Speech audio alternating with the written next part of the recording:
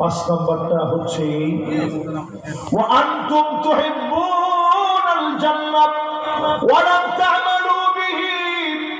জান্নাত ঠিক আপনি পছন্দ করেন, জান্নাতের কাজ করতে চান না। জান্নাতের কাজ করলে যিনি তাওবা কবুল করবেন তিনি কে?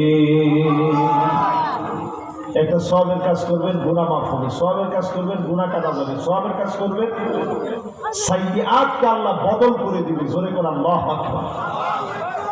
তাহলে আমার সামনে যারা বসছেন, এই মুহূর্তে যারা বসা আছেন, একটু হিসাব করে বলেন তো দেখি, আজকে থেকে যদি নিয়ত করেন যে জান্নাতের কাজ করবেন, কিছু কষ্ট করতে হবে, কিছু কষ্ট, বেশি কষ্ট না, কিছু কষ্ট, জোরে কর। জান্নাতের জন্য কি কষ্ট? কিছু কষ্ট। আমি সেদিন এটিএম আজহার সাহেবের একটা বক্তব্য দেখতেছিলাম, সাক্ষাৎকারে ওনাকে বলা হচ্ছে যে আচ্ছা, ফাঁসির রায় যে হইল, আপনার কি ভয় লাগে না? এটিএম আজহার সাহেব তিনি বলছিলেন যে না, আমার একটু ভয় লাগে।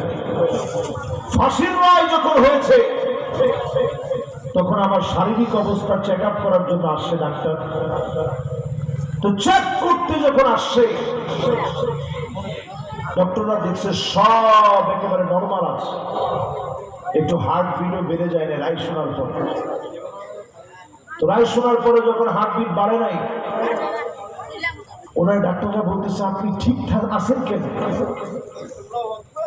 এই কথা শোনার পরে আপনার হার্টবিট বাড়ে নাই কেমনে? উনি নিজের মুখে বলতেছে আমার হার্টবিট বাড়ে নাই এই জন্যে, কারণ আমরা প্রত্যেকেই তো গুনাহগার।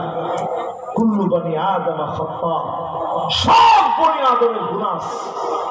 ও খায়রুল খাত্তাইনা আত-তাওয়াবুন, সবাই তো আমরা গুনাহ করছি। কয়জনের তাওবা কবুল হয়েছে আমরা তো জানি না। তবে হ্যাঁ, যদি আমার মরণটা হয় শাহাদাতের মৌত, হয়তো এই উসিলায় আল্লাহ আমারে মাফ করে দিতে পারে। জোরে করে আল্লাহ। শাহাদাতের এই তামান্না নিজের ভিতরে জাগ্রত করে, বিছানায় শুয়েও যদি মারা যায়, হাদিসের ভিতরে আসছে মান আরাদা শাহাদাতা বিসিদকি